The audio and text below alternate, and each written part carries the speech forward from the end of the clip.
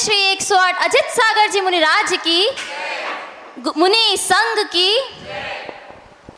सूर्य पताका यही कह रही है, सूर्य पताका यही कह रही है कि गुरुवर जगत में तुम्ही से सवेरा, गुरु ज्ञान सागर कहे विद्या सागर कि संग तुम्हारा है सूरज की माला। आ, आ, संत शिरोमणि का सारा जग दीवाना, संत शिरोमणि का सारा जग दीवाना, तीर्थंकर के जैसे हो जग ने माना। संत शिरोमणि का सारा जग दीवाना, तीर्थंकर के जैसे हो जग ने माना।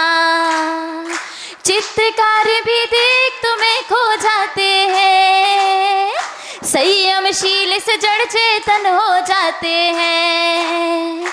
चित्रकार भी देख तुम्हें खो जाते हैं, संयमशील से जड़ चेतन हो जाते हैं। आपकी भक्ति से गुरुवर मन हुआ चंदन, आपके चरणों में गुरुवर शत शत वंदन। बह रही है ज्ञान की गंगा दिलों पावन, स्वर्ग के भी देवता गुणगान गाते हैं। आपकी भक्ति करेंगे ये हमने ठाना, तीर्थंकर के जैसे हो जग ने माना। संत शिरोमणि का सारा जग दीवाना, तीर्थंकर के जैसे हो जग ने माना। बोले महान अतिशयकारी बड़े बाबा की जय। आचार्य गुरुवर श्री विद्यासागर जी महामुनिराज की जय। आचार्य गुरुवर श्री समय सागर जी महाराज की जय। मुनि श्री 108 अजित सागर जी महाराज की जय। मुनि संघ की जय। नमोस्तु गुरु जी, नमोस्तु नमोस्तु।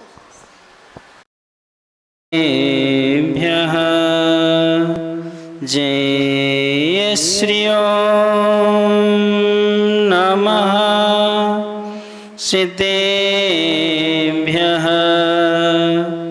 जय श्री ओम नमः सिद्धेभ्यः। धर्मः सर्वे सुखाकरो इति करो, धर्मं बुद्धाश्चिन्योते, धर्मेणैव समाप्यते शिवसुखं। धर्माय तस्मै नमः, धर्माय तस्मै नमः, धर्माय तस्मै नमः। अनंत अनंत सिद्ध परमेष्टि भगवंतों की जय। देवाहि देव 1008 मूल्य श्री अजितनाथ भगवान की जय। 24 तीर्थंकर भगवंतों की जय। परमे पूज्य संत शिरोमणि आचार्य भगवंत गुरुवर श्री विद्यासागर जी महाराज जी की जय। परमे पूज्य नवाचार्य समय सागर जी महाराज जी की जय। परमे पूज्य मुनिवर श्री अजित सागर जी महाराज जी की जय। पूज्य मुनि श्री निराग सागर जी महाराज जी की जय। नैदी में 3 कम 9 करोड़ महामुनिराजों की जय।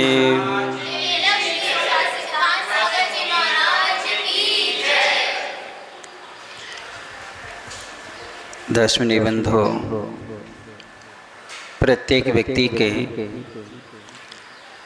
जीवन में 3 शक्तियाँ मिलती हैं और उन तीनों शक्तियों के माध्यम से उत्थान और पतन अपने जीवन में होता है। जो एक इंद्रिय जीव हैं उनके पास में सिर्फ एक ही शक्ति होती है, काय बल ही होता है। उनके पास वचन बल नहीं होता, सबसे ज़्यादा वही है। फिर 2 इंद्री से लेकर के असंगी पंचेंद्री तक के जो जीव होते हैं उनके पास में काय बल और वचन बल होता है, 2 ही शक्तियां होती हैं। इसलिए 1 इंद्री से लेके 4 इंद्री तक के जीव न नरक जाते हैं न देवगति में जाते हैं, मनुष्य तिरंचों में भटकते रहते हैं। लेकिन जो असंगी पंचेंद्री जीव हैं उनके पास में मन की शक्ति नहीं होने से वो नरक में तो जाते हैं, लेकिन पहले नरक की ही जघन्य आयु 10,000 वर्ष से ज्यादा को नहीं बांध सकते। लेकिन जो संगी पंचेंद्री जीव होते हैं अपने पास में 3 शक्तियां हैं। कौन कौन सी? काय बल भी है, वचन बल भी और मनोबल भी है। तो सबसे ज्यादा पाप कौन से बल से होता है? काय बल से, वचन बल से कि मनोबल से?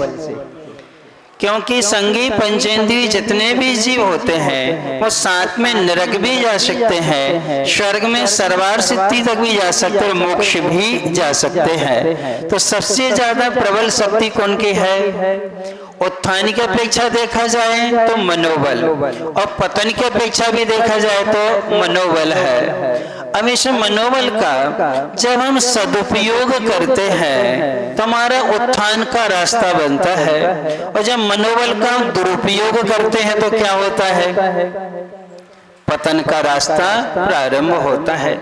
मनोबल पर ही काय बल और वचन बल आधारित होता है। यदि कहा जाता है कि मन के हारे हार है, मन के जीते जीत, यानी कि मनोबल यदि हमारा सुदृढ़ है, कायबल भले कमजोर है, फिर भी हम लोग आगे बढ़ सकते हैं। जैसे हम लोग हैं मोक्ष मार्ग पर जो चल रहे हैं, मोक्ष मार्ग पर चलने के लिए 2 ही बल हमारे काम आ रहे हैं, एक आत्म बल और एक मनोबल। शरीर बल तो उतना है ही नहीं आवश्यक, और न ही वचन बल है। मात्र क्या होना चाहिए? आत्म बल सुदृढ़ हो, और आत्म बल को सुदृढ़ बना लिए मनोबल क्या होता है? अच्छा होता है। इसलिए आचार्य भगवंतों ने मन को अच्छा बनाने के लिए 3 साधन दिए हैं। हमारा मन शुभ कैसे हो, हमारा मन जो है अच्छा कैसे बने, उसके लिए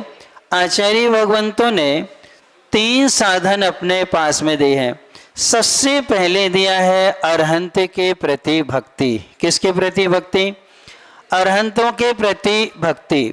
फिर उन्होंने दूसरा दिया है तप के प्रति उत्साह। किसके प्रति? तप के प्रति उत्साह है। और तीसरा दिया है श्रुति की विनय। किसकी विनय? श्रुति की विनय। ये 3 शुभ मन में आते हैं। अरहंतों के प्रति, 5 परमेष्ठियों के प्रति हमारा बड़ा हुआ गुणानुराग है, जो भक्ति है, समर्पण है, वो है। फिर इसके बाद में तप के प्रति हमारा उत्साह है, तप के प्रति रुचि। तप का मतलब है उपवास करना ही तप नहीं कहलाता है, इच्छाओं का निरोध करना तप है। यानी दिन में 10 बार खाने की इच्छा है और हमने 5 बार की इच्छा कर ली, 5 बार की रोक ली, तो भी किस में आएगा? तप में आएगा। लग्जरी जीवन जी रहे हैं, उसको छोड़ करके सादगी का जीवन जीना भी किस में आता है? तप की कोटि में आता है।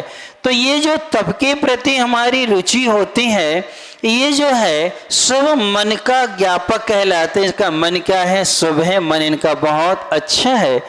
तीसरा जो दोनों ने दिया हुआ है कि अब जब हमारी श्रुति के प्रति विनय, श्रुति की विनय क्या है? 2 तरह से है। ग्रंथों को हाथ जोड़ के नमस्कार कर लेना, ये भी क्या है? श्रुति की विनय है। प्रवचन आदि सुन लेना, ये भी श्रुति की विनय है। लेकिन जो सुन रहे हैं उसको आचरण में उतारना, ये मुख्य विनय कहलाती है। बाकी तो सब उपचार विनय में आता। किस में आता है? उपचार विनय में। जो हम गुरुओं के प्रवचन सुनते हैं, शास्त्रों का पठन करते हैं और पढ़ करके हम अपने आचरण में उतार लेते हैं, उसके अनुकूल जीवन हम प्रारंभ कर देते हैं, वो श्रुति की प्रमुख क्या कहलाती है? विनय कहलाती है। इसलिए आपको यदि मन को शुभ बनाना है तो हमें 3 चीजों पर ध्यान देना है। विभीषण, क्योंकि दर्शन मोहिनी कर्मिका क्षय शुभ मन से ही हुआ करता है। विभीषण को जब ज्ञात होता है कि मेरे भाई की मृत्यु दशरथ जी के पुत्र जनक जी की पुत्री के निमित्त से हो गई। तो भाई के प्रति बहुत राग था रावण के प्रति। तो अक्षौणी प्रमाण सेना लेकर के दशरथ जी और जनक जी को मारने गया था। कौन? विभीषण। और जब यहाँ के मंत्रियों को ज्ञात हुआ तो उन्होंने कहा ये तो बहुत हिंसा होगी इसमें, इसलिए कोई उपाय रचना चाहिए। उन्होंने दशरथ और जनक जी का नकली यानी लाख का पुतला बना के रख दिया। और विभीषण ने गुस्से में आके आवेश में आकर के दोनों पुतलों का क्या कर लिया? सिर छेद कर दिया। और सिर काट करके जाकर के वापस ले जाके समुद्र में क्या कर दिया? बहा दिया।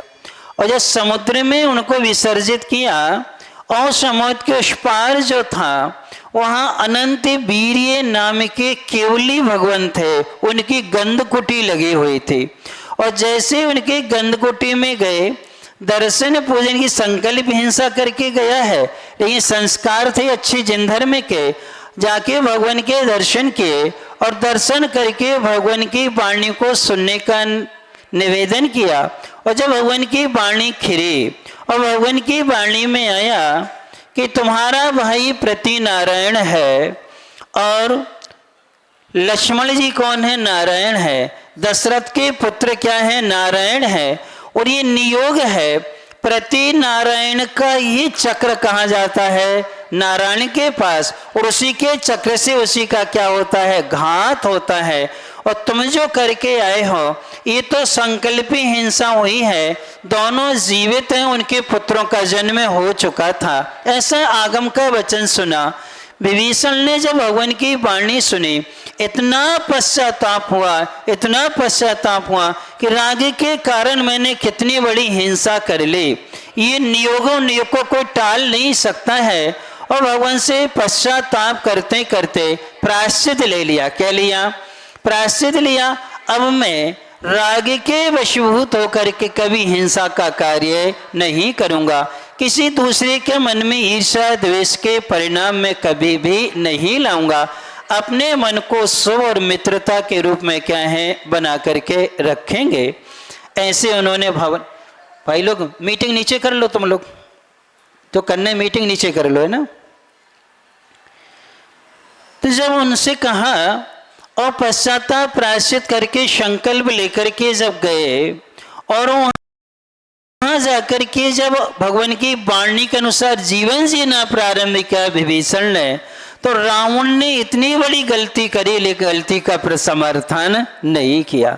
उसके पहले बगैर कहीं भाई के प्रति राग के कारण इतनी बड़ा हिंसा का काम किया।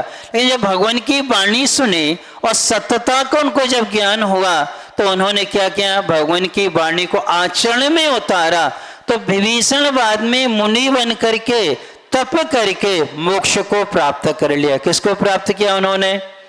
किसके बल से? किससे? मात्र उन्होंने अरहंतों के प्रति भक्ति, तप के प्रति रुचि और श्रुति की विनय, भगवान के वचनों को अपने जीवन में उतार लिया।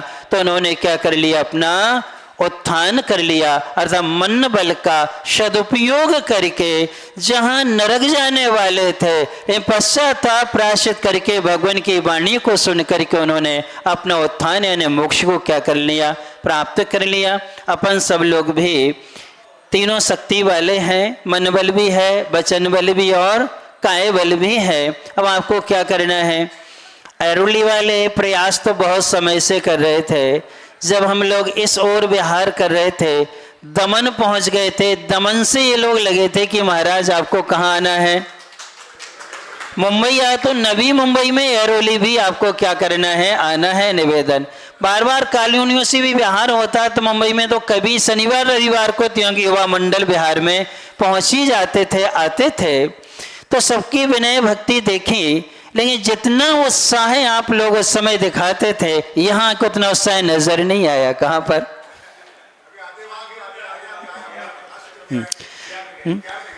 तो अभी उनको लगा नहीं कि हम यहाँ कहाँ आए हैं? ऐरोली में आए हैं। फिर भी मंदिर बहुत अच्छा है, जिनालय बहुत अच्छा है। प्रभु की वीतराग मुद्रा देख करके मन जैसे अंदर गए भगवान के दर्शन के मार्ग की सारी थकान दूर हो गई। क्यों? इस युग में यानी कि चौथे काल में प्रथम मोक्ष जाने वाले कोई तीर्थंकर थे तो वो कौन थे? अजितनाथ थे। क्योंकि आदिनाथ तो तीसरे काल में मोक्ष ले गए, लेकिन चौथे काल में यदि मोक्ष गए हैं तो कौन गए हैं? अजितनाथ भगवान गए हैं। और उनका तीर्थकाल कितना अच्छा था। जिस समय अजितनाथ भगवान को केवल ज्ञान हुआ था उस समय 2.5 द्वीप की 170 कर्मभूमियों में तीर्थंकरों के समोषण लगे थे। किस समय? अजितनाथ भगवान के तीर्थ काल में एक सौधर्मेंद्र ने 170 समोषण की रचना करके क्या करी थी? आराधना की हुई थी। ऐसे अतिशयकारी भगवान के दर्शन पूजन आराधना करने का आपको सौभाग्य मिला है।